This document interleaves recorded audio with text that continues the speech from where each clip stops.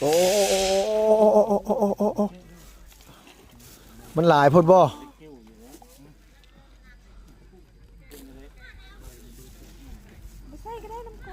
ป้าบ่ใส่คือสิได้เนาะต้องใส่แล้วบ่ใส่มันบ่แซ่บไปนางใส่รถ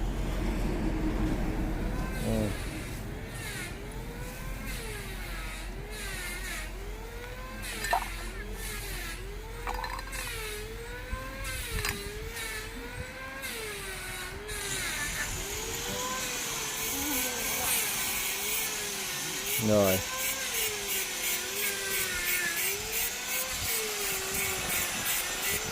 เกิดมาเฮ็ดกัน4คนยังไง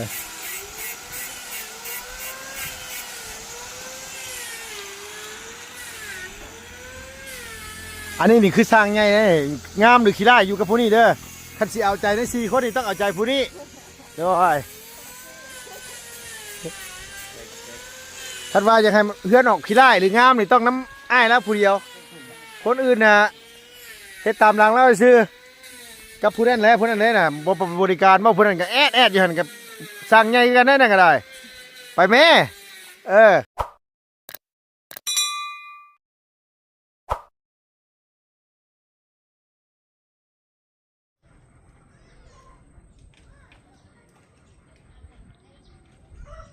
กับสบายดี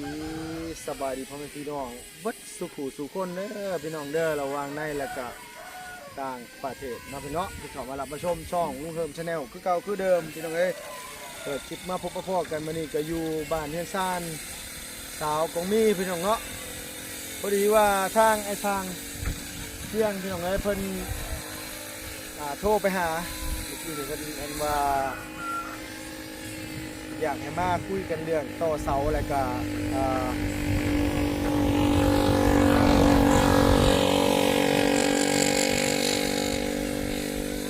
ไม่ยั่วฟาดข้างหน้าเป็นตัวอย่างเบิ่งว่ามันพอดีบ่ว่าจังว่าสิต่อขึ้นจากประมาณอีกจักเส้นเนาะพี่เนาะทั้งนี้ทั้งนั้นก็คือทางผู้ใหญ่ใจดีทั้งบ่บุญสารวัตรเพิ่นสั่ง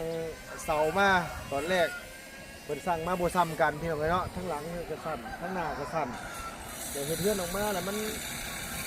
นหมดได้แบบพี่น้องเนาะมันบ่ได้แบบก็ต้อง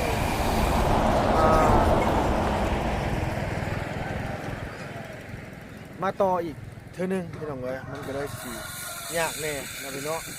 ถ้าว่าสั่งมาได้รับเดียวกันหมดเลยน่ะมันสิบ่ยากปานใดพี่น้องเอ้ยมันก็สิบ่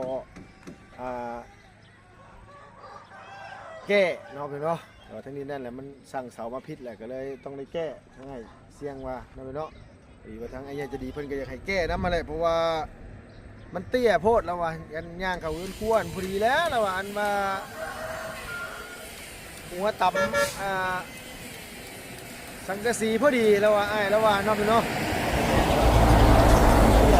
ต่ำก็ดีเลยบ่เสถียรบ่เสมอภาพกันบ่ได้เนาะก็เลยบ่เป็นตาคือก็เลยต้องให้อ้ายเพิ่นเปลี่ยนหรือว่าต่อเสาขึ้นไปอีกเนาะพี่เนาะไปพี่น้องเอ้ยไปดูไปลุ้นไปสร้างมันก่อน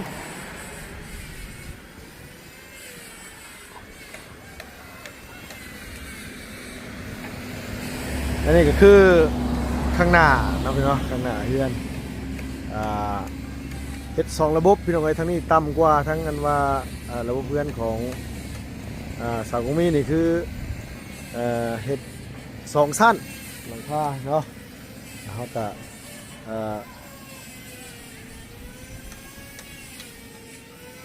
มุงกายออกมาอีกเท่านึงพี่น้องเนาะเพิ่นสิใส่อันข่าวมันแหละเพิ่นสิให้ข่าวมันลื่นมาทางนี้น้อยนึงเห็นไหมก็คือต้องได้ต่อนะพี่น้องเอ้ยมันพลาดตั้งแต่ตอนแรกเลยเพราะว่าทั้งเพิ่นให้สร้างเสามามันสั่นยาวมันบ่ได้แบบมันขึ้นโครงห่างทั้งเทิงแล้วล่ะก็เลยเห็นว่าให้เสียงเพิ่นพลาดให้เบิ่งเป็นตัวอย่างเพิ่นสิต่อเสาขึ้นอีก มองนี่ประมาณ20 เซนแล้วอ่ะทางหลังพุ่นสิจักเซนบ่ได้ถึงเนาะบ่รู้ว่าอ้ายเพิ่นสิต่อขึ้นอีกเท่าใดเนาะนี่เท่านั้นก็ได้ถือว่าจวดจ้าดพี่น้องเอ้ยเนาะรวดเร็วอยู่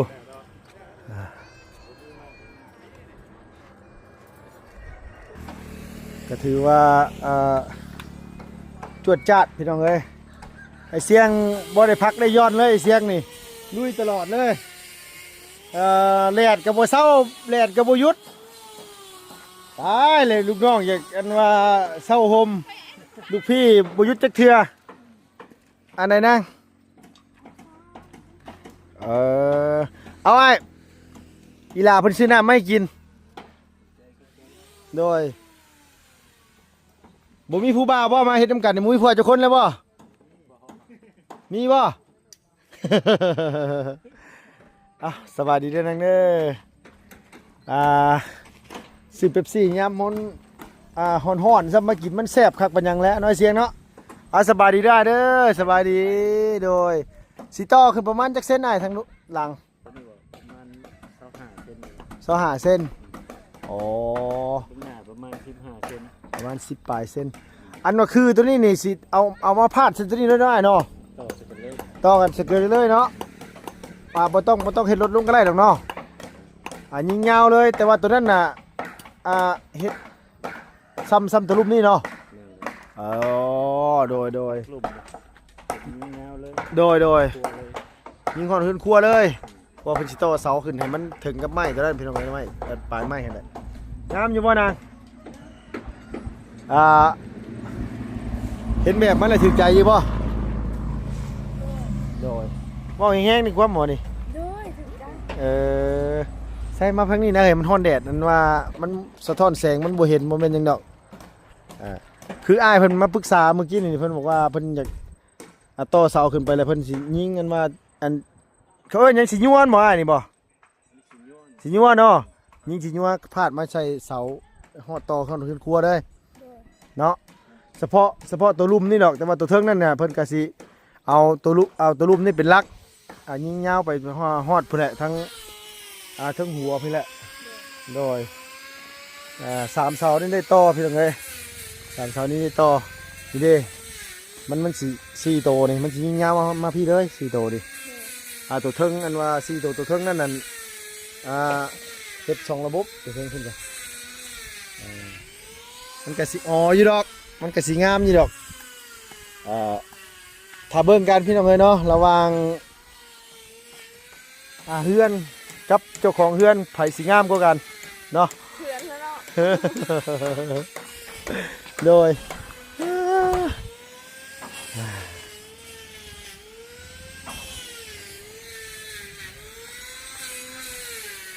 หมายความว่า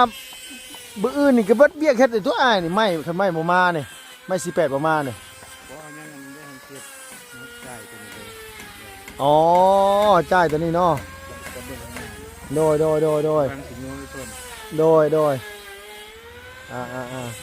มื้อนี้ต่อเสาขึ้นเอามื้อนี้เนาะบืนแห้งจะแกะเลยโดยไม้เชื้อรานี่สิใส่ประมาณจักโตอ้ายสิติดไม้เชื้อราก่อนบ่หรือว่าสิติดหลังคาก่อนมุดว่านั่นน่ะนะ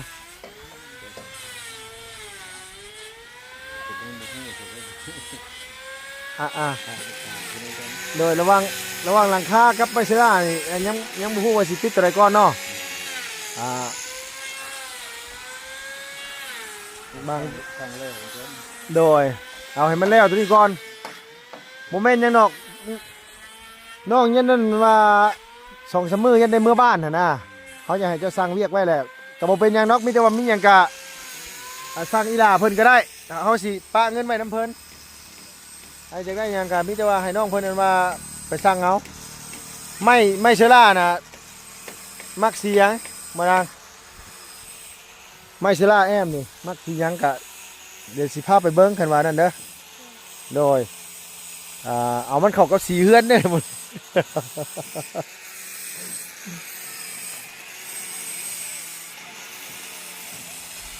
มาแม่มาดิแท็กซี่ให้เสียงหน่อยฮะเราอยู่เทิงบ่สิไปอันว่าให้เราลงมากินกับบ่แม่นแล้ว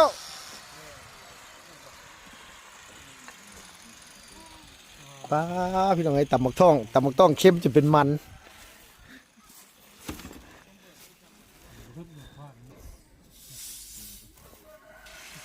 โอ้มันหลายพดบ่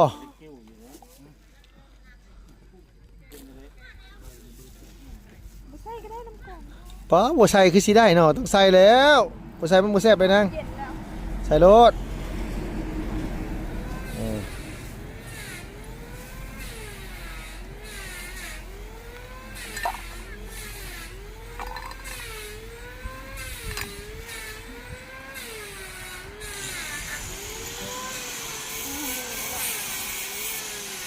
เลย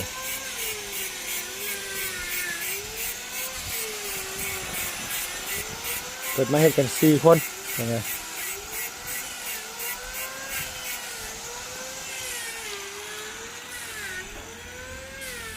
อันนี้นี่คือสร้างไงเนี่ยงามหรือขี้ร้ายอยู่กับผู้นี้เด้อคันสิเอาใจได้4 คนนี่ต้องเอาใจผู้นี้เดี๋ยวไอ้คันว่าจะให้เพื่อนออกขี้ร้ายหรืองามนี่ต้องน้ำอ้ายแล้วผู้เดียวคนอื่นน่ะเฮ็ดตามหลังแล้วซื่อกับผู้นั้นแหละผู้นั้นเลยน่ะบ่บริการบ่ผู้นั้นก็แอดอยู่หั่นกับสร้างใหญ่กันได้นั่นก็ได้ไปแม่โมเมนต์ยังนอกที่บอกนี่ยังให้เฮือนออกมางามโดยกล้าเว้ากล้าถามน้ำเพิ่นได้นะเฮ้ยบ่กล้าถามกล้าเว้าบ่มักตัวใดก็ต้องบอกต้องถามมาน้อยๆน้อยเสียงเนาะแบบนี้ชงแบบใดอ้ายไปเฮ็ดแบบใดแบบนี้สูงกว่างามกว่าต่ำกว่าเตี้ยกว่ากันเว้าเอา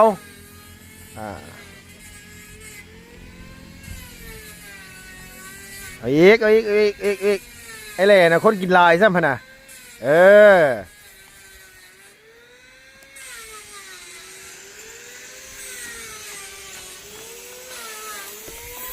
อันนั้นน่ะสร้างกบไม้พี่น้องแอดอยู่แล้ว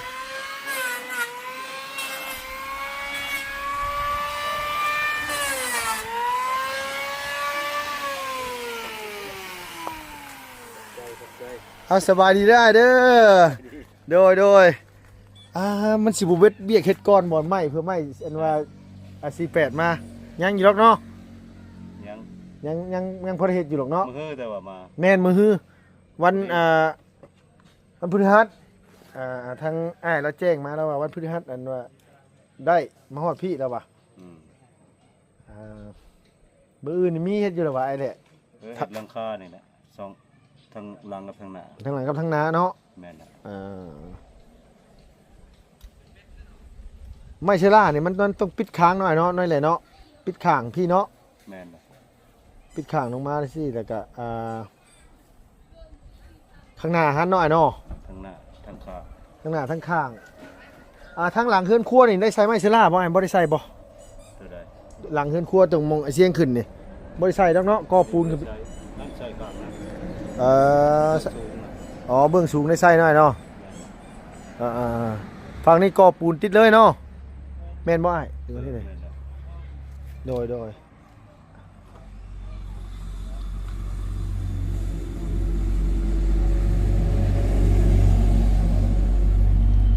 มีแต่ว่าเนี่ยเด็กก็คำมันบ่งามมองใดก็บอกอ้ายเพิ่นได้นางเลยนะแต่ว่าเฮือนน่ะทรงออกมาอันคือบ้านนี่นั่นมันก็บ่คือคักแล้วเพราะว่าฐานแบบของเฮามันบ่คือกัน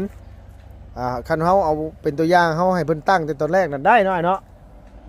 อันนี้มันได้แต่2สั้นทางบ่คือกันเด้ทางมันบ่คือกันทางเสามันนะเพิ่นตั้งน่ะก็งามอยู่ดอกงามอยู่ดอกโดยมีแต่ว่าเวลาเพิ่นอันยายข่าวมันนั้นว่าสิมุงสังกะสีนี่อ้ายสิเอาอันจากตอนนั้นมาตกมาฟังนี่สิประมาณจักเซน70ประมาณ70เนาะเดี๋ยวนี้เนาะตกมาทางนี้เนาะแม่นน่ะให้มันซ่อนกันให้มันนี่เลยเนาะโดยการข่าวมันนั่นคนเดะแท้นี่บ่มียังกินนะอยู่เพื่อนบ่ไปหาหน่อไม้บ่ใช่คือว่าไปหาหน่อไม้มื้อเช้านี่เขาเจ้าฮะได้หน่อไม้มากินอยู่โอ้รู้สิได้ไหมฮู้จักหาฮู้จักเฮ็ดได้ไหม ช้ปลาไปย่างไปเบิ่งข้างหน้าเฮือนไปมันว่าสูงพอใจอยู่บ่ล่ะเวลาเพิ่นตั้งขึ้นแล้วไปก็ได้อ้ายเด้อโดยทั้งไอ้เสียงแล้วว่าเราจะเอาไม่อันน่ะ5 คูณ 15เลยแล้วว่าเฮ็ดสิยัวมันทั้งอันข้างหน้านี่แล้วว่าได้ว่าไอ้ว่า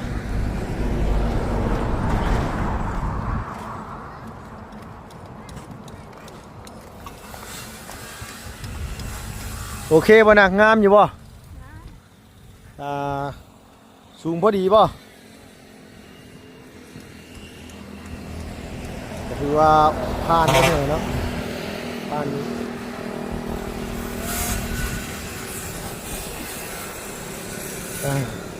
อันนี้สมมุติว่าเจ้าเป็นมาเวลาเพิ่นย้ายข่าวมาเนาะ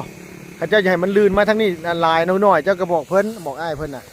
เพราะว่ามันทางสูงนี่มันต้องตกลงมาทางรุมพิลายอยู่แล้วเนาะ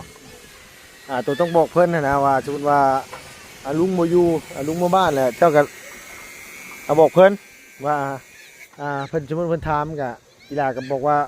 มาตกจาก10 70 60ก็แล้วแต่เจ้าข้างหน้ามันนี่ลุงให้เพิ่นเอาออกมา63เซนโดยเพราะว่าแล้วเขาต้องเห็นโมเดิร์นเข้าไปพุ่นโมเดิร์นตัวนี้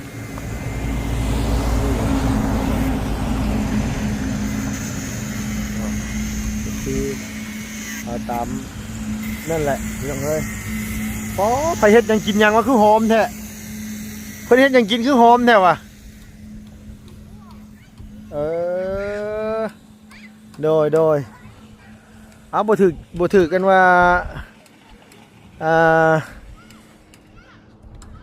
ใจมองใดกระบอกได้เฮ้ยบ่มักบ่ใดมองบ่มักมองใดมองงามมองใดกระบอกกันได้สิได้บอกเพิ่นถึกบ่แม่นว่าเฮ็ดแล้วติลุงว่าย้อนลุงนั่นแหละอันว่าบ่ท่วงเพิ่นบ่ถามเพิ่นมันสิยากอีแหละอันนี้ใครแน่บอกกันก่อนคันบ่มักก็ถามเอาบอกเอาเด้อเด้อสมมุติลุงบ่อยู่ก็ถามเพิ่นนั่นแหละแบบว่าไอ้แบบนี้เฮาว่ามันบ่คักปานใดเฮาจะได้แบบนี้บอกเอาเด้อน้องเด้อโดยแต่ว่าไอ้สร้างเสียงไอ้สร้างแหล่เนี่ยบ่ต้องห่วงนะดอกเราเฮ็ดเวียกน่ะคักบ่ต้องห่วงไอ้เวียกงามเราเฮ็ดเวียกละเอียด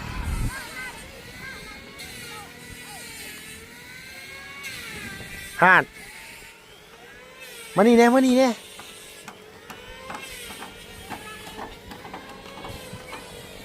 ้าวกันตะกี้นั่น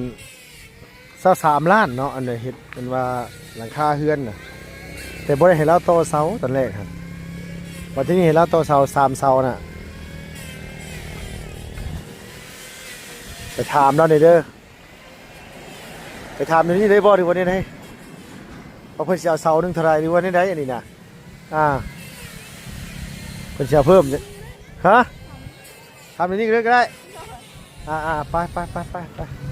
โดย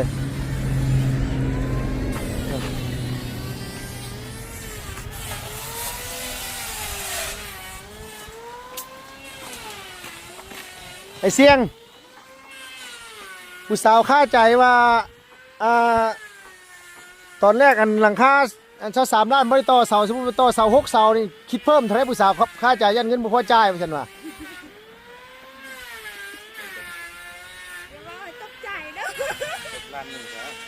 โอเคเนาะ3 เสานี่อัน6 เสานี่ล้านหนึงน้อยเนาะโอเคเฮาน่ะโอเคแต่เจ้าของไม่สิโอเคบ่ดิเป็นจังได๋นางว่าจังได๋ฮะย่านว่าเสาละ500,000บ่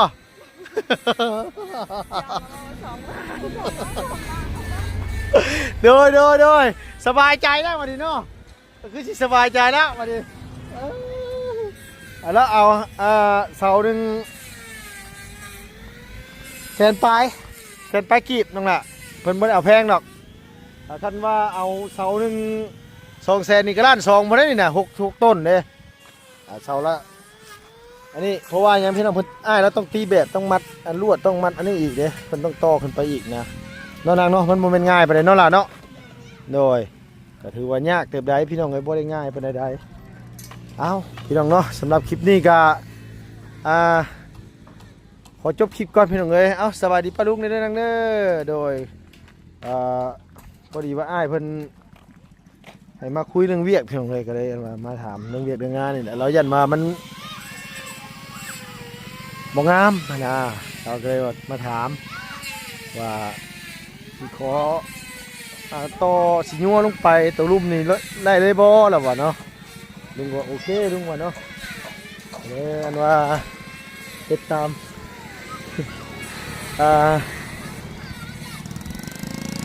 ผมคิดอ้ายแล้วว่าเขาก็ได้แต่จะศึกษากันว่าเนาะเอาโอเคพี่น้องขอบคุณในไลน์พี่น้องอยู่ดีมีแห้งเจ็บจนลำไปด้วยขอขอบคุณขอบใจพี่น้องในไลน์นะพี่เนาะทางเพื่อนน้องอันว่าเลี้ยงพุ่นกับผู้ใกล้สิเดินโค้งห้างเลยพี่เนาะทำพุ่นก็ได้เอาไปก่อนพี่น้องเอ้ยบายบายสบายดีเด้อพี่น้องเด้ออยู่ดีมีแห้งพี่น้องเอ้ย